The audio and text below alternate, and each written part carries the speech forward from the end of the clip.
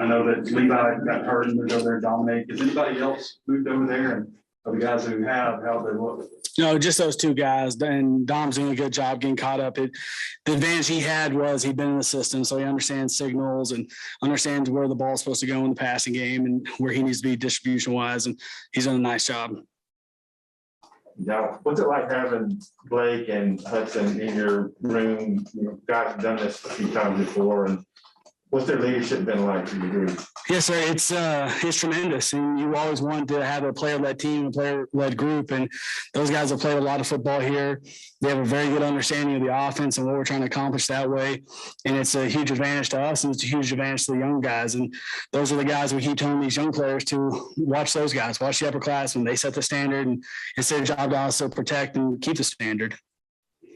And you obviously played here, but you're used to coaching NFL guys. You know, guys are getting paid a lot of money and they're older, and first round draft picks and all that. What's the transition like from coaching guys who have NFL aspirations to coaching guys who were NFL players? It's 17 years. It's my first time in college football. I've had the opportunity to coach the National Football League for those 17 years, and the transition, coaching is coaching. And if you can help guys get better, they're going to listen to you.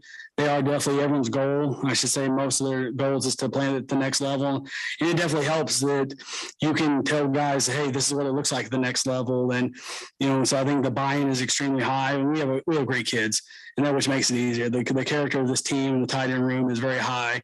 Coach Pittman's done a really good job with the guys he's brought in here with the rest of the staff. And, I'm excited to work with these guys for that reason. You got trades and draft picks in the NFL, though, in this area of coaching. You got to recruit. So how has that transition been? And I know you can't comment on specific recruits. You got some good news today.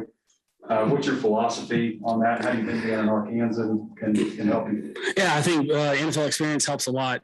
So I think that's where all these guys want to play. I think anytime you can sell something you passionately believe in, it makes it tremendously easier. And there's two things that we have to sell here that I believe a lot in. That's University of Arkansas and that's Sam Pittman. And when you can sell those two things and it's coming from the heart, and kids feel that, like, you can't BS an 18-year-old kid. They know, or 16 or 17-year-old kid, they know who's real and who's not. And it's easy for me to do that, and I enjoy it because I'm selling something I really, really believe in. Yeah, I'm sure you kept up with Razorback football the 3 and 4 years before this, when it was a rough go of it. Year two for Sam, what the inside of programs look like. What do you see about like the direction this one is going in his second year? Yeah, I couldn't be more proud of what Coach Pittman accomplished in his first year. It's like all former Razorback players in this state, and everyone's a Razorback fan. Like, we all live and die with this football team, and I've been doing it for I was gone 17 years, but I promise you I paid attention to every game, every score, and watched every time I could. And when I was trying to make my decision whether or not I want to come back here and work here and come back to your alma mater, which is always a dream for everyone. I think everyone wants to coach, have the opportunity to coach at home. And when I turned on the tape and I watched how hard these guys played, I knew what type person Coach Pittman was, and I just saw how hard these kids played and the effort they gave, and that Razorback spirit was back. We've been missing for a little while, and he's been able to recapture that. And we've recaptured that, and we got to continue to build on that. And we had we had more success than we had in the past, but this standard of this program is very high, and it should be. And I look at this program like when I played, and we were going the West every 3 or 4 years, and we were playing in January 1 bowls, and we had a lot of NFL caliber players that got drafted high and first round picks. And, I think that Coach Pittman's going to get us back to that level, and it doesn't happen overnight. And he's built a really good foundation, and we're going to continue to build it every day. Coach Quinn Jackson's a guy that's been around a while. He's had some bad luck with some knee injuries. Just what do you like about him? What you've seen him as he's shown to this point? Yeah, he's been injured since I've been here. I obviously played with his brother here at Arkansas, so I like the family, and I can speak on that. I know the kid has some receiving skills that I've been able to see, on tape from the past. But until you get on the field, I can't really comment on. Each year is different, and every year you're getting better and you're growing. And we just hadn't had a chance to get them on the field and see, so it's hard for me to comment on that. Dowell, you're coaching tight ends. How is that going? And then tell me about your your top guys, Blake and Hutton, how they're doing so far in camp? Yes, sir, Clay. Yeah, I've enjoyed it. I think being a coordinator on 4 different teams in the NFL, you coach everyone. And when you install in the NFL, you're sitting there with the whole offense and you're installing the plays as the offensive coordinator. So, I only up until this point, I've only coached quarterbacks and called plays in the NFL. But, you have, as a coordinator, you have to coach everyone. And so this transition has been pretty easy for me. He's really just learning the language and the timing of when I came was tough because I was here for 3 weeks. We got deep into recruiting and then you're in the camp season and you have a 3-week vacation. But it obviously helps tremendously when you have veterans in your room that know the offense and you're not teaching, you're not coaching freshmen. You have guys that you can clean up technique, you can teach them stuff to where to put their eyes and how to read coverage triangles and do the things that I've been able to teach in the NFL and put some of that in our tight end room in the passing game that that will help the passing game and the run game. And then your two leaders, kind of give me a little about each one of them. Yeah, Blake is he's a quiet kid and he's a hard worker. He's a guy that knows the offense inside and out. He's very detail oriented and he's got deceptive speed. And when you watch him, you see him when you watch the ring, you're like, man, it's a big guy. I wonder how well he runs, but he's got straight line speed that it showed a little bit last year in some games here and there. And then Hud is a guy that I've known for a long time, know the family well. Arkansas royalty is, you group the Henrys and Lindsays and all those people together and is Arkansas royalty and just a smart, savvy football player. Obviously, he's got great DNA with his mom and dad and his 2 brothers and just has a really good feel in the passing game. We're going to continue to work on his blocking and improving in that area, but he's a hard worker. He loves the Razorbacks and he's going to do everything he can to help this team. And both of them, to both their guys' credit, is they're extremely unselfish. And that whole tight end room it's not about who's in, who's rotating. They don't care about that. They care about helping each other and getting this program back to where it needs to be. Hey, Coach, we saw Nathan Bax a little bit on special teams last year, not much on offense. What kind of player is he? What does he bring to the table? Bax is, thank you for asking about him because we should talk about him more often as well. He's got a very professional mindset about him. He knows what to do. He knows he's in the right spots. You can count on him. And that's why I talk about professional because he just knows what to do and he does it. And most time when you grade out, he's very consistent. I mean, he's the same player every day. And I think that's really, really important.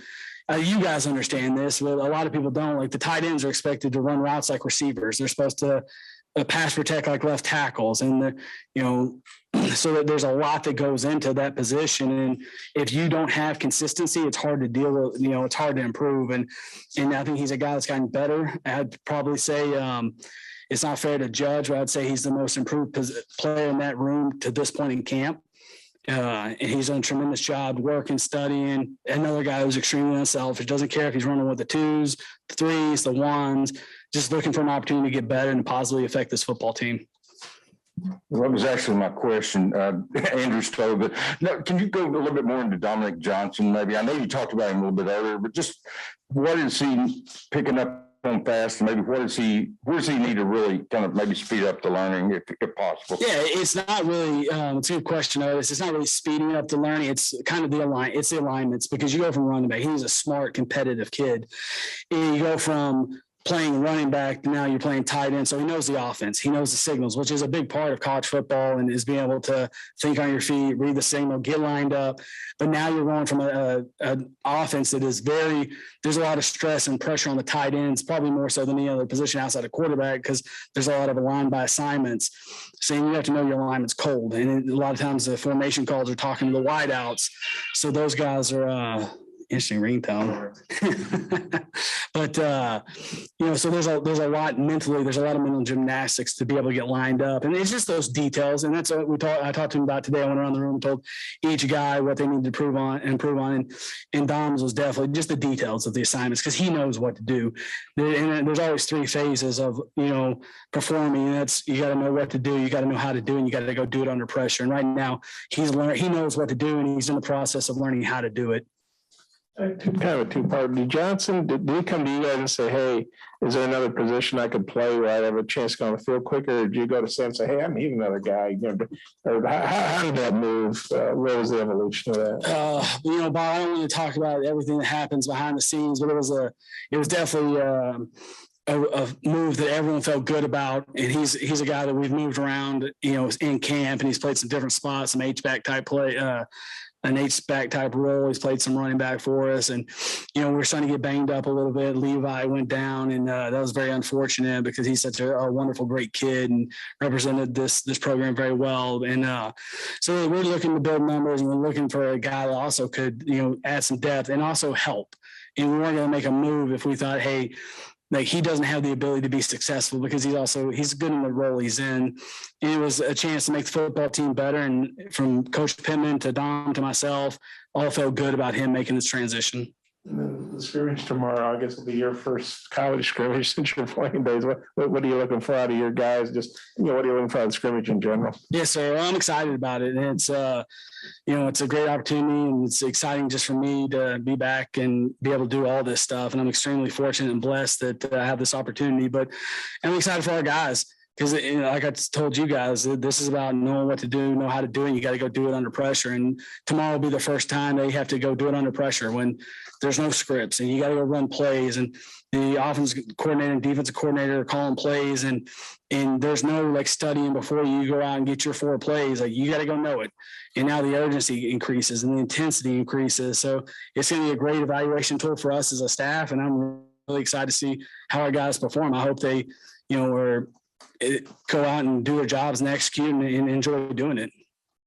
What's Colin Sutherland's, prospects like in the near future? What do you think? Well, I don't want to make predictions, but he's a guy that's working in. He's coming off injury, and he's done a nice job at this point in camp. And, he's going to have some opportunities as well, and he needs to maximize them if he wants to have a bigger role on the team. And he's working as hard as he can and doing the things in the classroom that he needs to do to do that. But it's too early in camp to define his role, but he's going to have an opportunity to make the most of it. I think this was in Hoover where Sam said, we'd like to run 12 personnel, a good bit. Who would your 3 be? I mean, who's in competition? Well, everyone's in competition. We have 3 guys right now that have played and have experience, and there's some other guys that are looking to earn opportunities. And, so I'm not going to get into the depth chart right now. That's for Coach Pittman to decide those things, but there's no open jobs. These guys are working hard there's some guys with more experience than others, and there's obviously an edge that way. There always is. But, to just define roles at this point, it's way too early, and, probably be able to answer those things a little bit, better after our first scrimmage and when we see these guys in live action and unscripted situations. I remember back when you were in college, but you've been. Doesn't seem like that long ago, does it? It doesn't. Bob hadn't aged today. Clay has. You look the same. Yeah. But you're 17 years in the NFL. You spent last year at Happy Valley. When's the last time you've been to a game in Razorback Stadium? And when's the last time you've been to Fayetteville? Do you still have people in this area? Or? Yes, sir. Okay, so last Razorback game was definitely be an A&M, Arkansas, 2014. Came back for that. I was at the 2008 one of those Auburn games when Bobby was still the coach. I think the last time I had a chance to come back to Razorback Stadium was when I was with the Cowboys. I think it was 2005, and we were off, so I was able to drive up. And I think that was 2005. I think we played South Carolina. I think it was a home game. And it still have plenty of people in Fayetteville. And the transition for me has been unbelievable. I've probably gained 15 pounds from going to lunch and dinner. And I think I had a 3-week span where I was going to lunch with someone, with dinner with someone. And, so the camp's been nice that way, and need to stop eating out so much. But just the special memories I have here, it's because of the people. And it's guys in this room that I've known for 20 years, like Bob and Otis and Clay and Kyle and I went to school together. And, obviously all you guys know you guys by name, and just this state's special for that reason, because they always take care of their own. And, you get to come back, and the first night, Edens and I go out to Herman's and we see Coach Hatfield, who's a childhood hero of mine. And I'm in there taking pictures with Coach Hatfield like a fanboy. And I did it before Edens got there, obviously, because he would have busted my chops for that for a long time. But it's that place. Very seldom do you walk in somewhere in Fayetteville and you don't know someone or an old teammate or a friend or, whoever that is, your experience here. And I've come back for years, and I feel like, I think Clay made this comment to me. There's almost a feel that I never left because I come back so much. And it was obviously a dream of mine to get back here at some point. And I'm so very, very fortunate to be back now. Now, just seeing these guys come in there, they kind of have, I guess, the same growing up that you did, that they wanted to be here. Do y'all ever talk about that? Absolutely. Like, we all share the same passion. And, even with HUD, like, you could talk about, Dad played here. Mom was a cheerleader. I played here. My wife was a cheerleader here. My brother-in-law played second base for the Hogs on the baseball team for 3 years. And we all have that common, passion for the Razorbacks and for the state. So our conversations are deep and passionate about that. We all have the same goal. And when you played here and you came here, like, it does mean more. It does, in my mind, this is the best job I've ever had, because this is a job I've always wanted. And I hope those guys feel that. I hope they feel how passionate I am about the Razorbacks, because I feel theirs. And I know how much it means to Blake Kern, what this school, what this university, what this football program means to him. And these kids deserve to win. They work their tails off. And just like this state deserves to win. And, I couldn't be prouder to be part of this, this position, part of this football program. And I'm really excited about what this season has, but more excited about the scrimmage tomorrow, because that's the next step in the process. Coach, I know you're being a former quarterback. I was wondering what your assessment is of KJ so far in camp. What have you seen from him? Yeah, when I was thinking about taking this job, I clicked on the Missouri game because I wanted to see what we had at quarterback, and he obviously played well in that game. And you can see his confidence growing daily. Obviously, there's other people that get in the program that can talk about that better than I can at this point, because that's not my job. But he is. I've seen his confidence start to grow. This offense has had success, and I'm playing together more, and that's a big part of the process. The hard part about quarterback sometimes is getting the other 11 guys to do their jobs, or the other 10 guys, to do their jobs, so you can execute and do yours. So we're excited about where he's at, and he's gotten better every day. And I think that he's naturally transitioned into bigger leadership roles as it happens. No, I don't remember you ever having a bad hold. Maybe you did, but I did not. No. Yeah, because I like talking about myself, but I will talk about that. And I keep telling Coach Fountain, like, let me coach the holders. Well, seriously, I was wondering if you've been working with him at all. Yes, well, that's what took Colin so long getting over, because we were sitting there working with a couple of the holders before we came over here. I do have that expertise. I'm not very good at anything on the football field outside of holding. The first time I said you were the smartest man quarterback. That was in the quarterback room. That's not when we went to the field.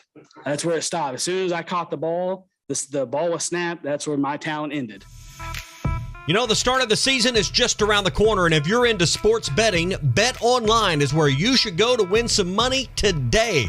Whether it's live bets during games or future bets on who you think will win the championship, Bet Online has all the latest odds, news, and information for all your online sports betting needs. Visit the website today or use your mobile device to join and receive a 50% welcome bonus on your first deposit. So before the next big game or before the season starts, head on over to Bet Online and start playing today. That's Bet Online, your online sportsbook experts.